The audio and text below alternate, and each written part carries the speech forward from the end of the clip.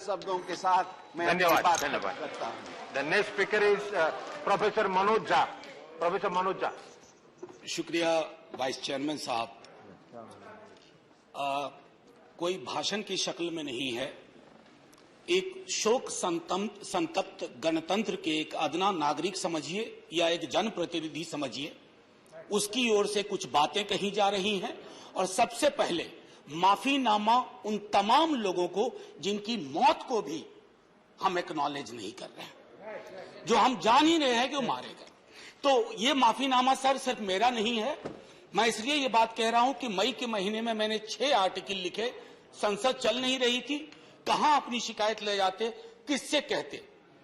मुझे भाजपा के मित्रों ने, कई साथियों ने कॉल किया, बधाई दी। मैं उनका भी एहतराम करता हूं और कहता हूं कि ये भरोसा इस सदन का है कि हम सबको एक साझा माफीनामा उन लोगों के नाम भेजना चाहिए जिनकी लाशें गंगा में तैर रही थी। किसी ने कह दिया ये, किसी ने कह दिया वो।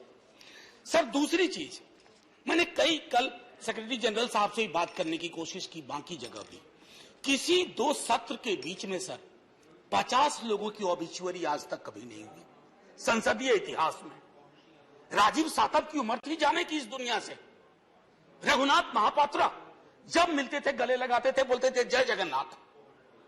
अचानक में वो नहीं है। ये पीड़ा व्यक्तिगत है, आंकड़ा मैं नहीं कहना चाहता हूं, मेरा आंकड़ा, तुम्हारा आंकड़ा।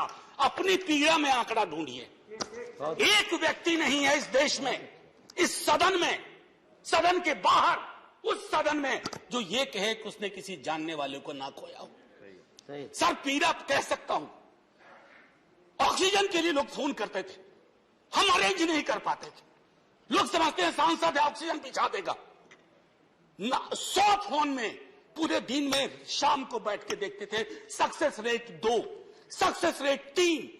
हमको कौन सा आंकड़ा कोई बताएगा साहब? हमको नहीं किसी आंकड़े की बात नहीं करनी है। हमें देखना है कि जो लोग गए वो जिंदा दस्तावेज छोड़ के गए हैं हमारे फेलियर का। मैं आपकी बात नहीं कर रहा हूं साहब। आप कहिएगा 70 साल में कुछ नहीं हुआ, मैं उसमें जाना ही नहीं चाहता। ये कलेक्टिव फेलियर है 47 से लेकर अब तक की सारी सरकारों का। क्या बना दिया हमने? मुझे पता नहीं था कि अस्पताल और ऑक्सीजन का क्या रिश्ता होता है सर। ईमानदारी से कहता हूं, मैं मेडिकल बैकग्राउंड से नहीं आता हूं। सुबह से लोगों को दिखता था ऑक्सीजन ऑक्सीजन, रेमडेसिविर। मैं तो दवाइयों के नाम तक शुरू में सर प्रोनाउंसिएशन चेक किए कि कैसे उच्चारण करूंगा। ये हालत है। और तब हम आंकड़ों की बात कर रहे हैं, तब हम ये बात कर रहे हैं थैंक यू फलाना साहब, चिलाना साहब। सर मैं यहां से निकलता हूं, बहुत बड़ा विज्ञापन लगा हुआ है, मुफ्त वैक्सीन, मुफ्त राशन, मुफ्त इलाज। सर एक मिनट, मैंने किसी नहीं, please I don't want my time. मैं किसी दल की ओर से आज नहीं बोल रहा हूं। मैं दावे के साथ कहता हूं, मैं लाखों लोगों की ओर से बोल रहा हूं जो यहां बोलना चाहते हैं। अब मेरी बात सुनिए, आज शिकायत नहीं कर रहा हूं आपसे। ये वेलफेयर स्टेट है ना।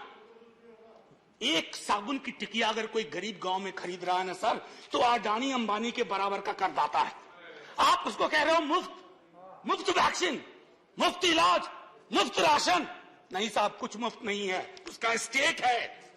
इस वेलफेयर स्टेट का कमिटमेंट है। उसको आप डिनाइग्रेट मत करिए, डेमोनाइज मत करिए, उसे बौना मत बनाइए। ये आग्रह है मेरा। सर मैं इससे पहले की कुछ और बातें कहूं, मेरे पास सभी वक्त है। सर इस कोरोना को मैं भी मानता हूं, मेरे पूर्व के वक्ता कुछ कह रहे थे, ये चैलेंज है हमारे लिए सर। बहुत बड़ी बड़ी बातें नए नए कानून की हो रही है। राइट टू हेल्थ की बात क्यों नहीं करते हम लोग?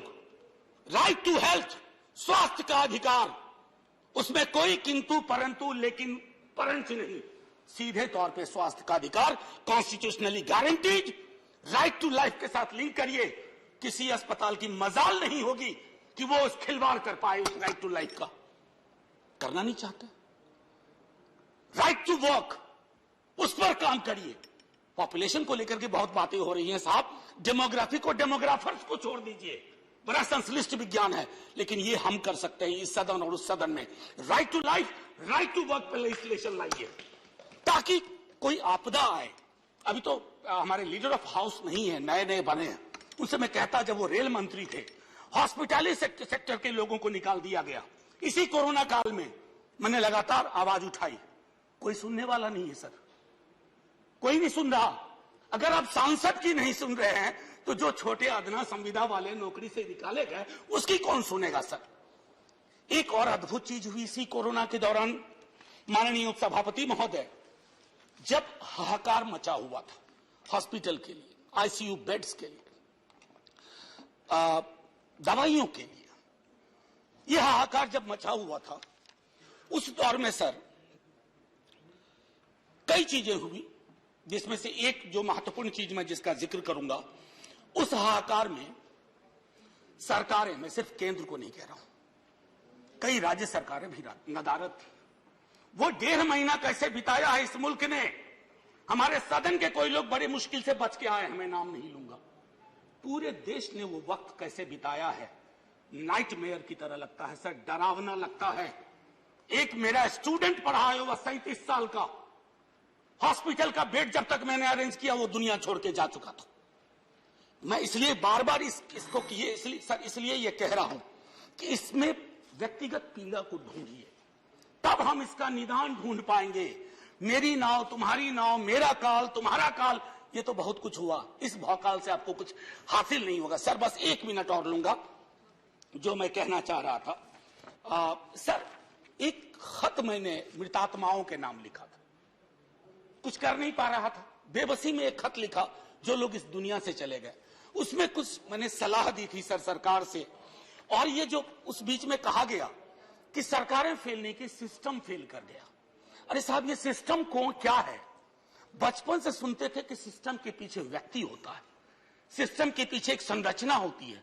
अगर वो सिस्टम फेल किया है, चाहे दिल्ली में या किसी गांव की गलियों में, तो वहां की सरकारें फेल गई। सिस्टम का नाम इसे मत दीजिए, क्योंकि यही वो सिस्टम बनाते हैं। धन्यवाद। और आप बस आखिरी टिप्पणी करने दीजिए। प्रोफेसर धन्यवाद, आपको ज्यादा टाइम दे चुका हूं मैंने। सर बस 10 सेकंड लूंगा।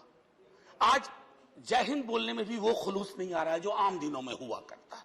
मैं सिर्फ इतना आपसे आपके माध्यम से कहना चाहता हूं, मैंने एक शिकायत नहीं की सर, किसी से नहीं। किससे शिकायत करेंगे? आहत हूं, जगाना चाहता हूं स्वयं को भी, आपको भी, क्योंकि अगर गंगा में तैरती लाशें, सर जिंदगी में डिग्निटी चाहिए, मौत में उससे बड़ी डिग्निटी चाहिए।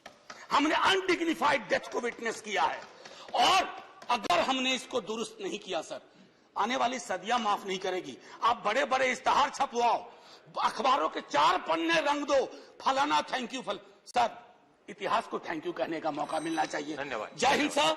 अगर मेरी बात से फिर भी किसी को कष्ट पहुंचाओ, मैं उन्हीं लाखों लोगों की धन्यवाद डेड बॉडी के बिहाफ पे आपसे माफी मांगता हूं। जय हिंद। धन्यवाद। Next speaker is Sanjay Rao. ये होना चाहिए था, ठीक है।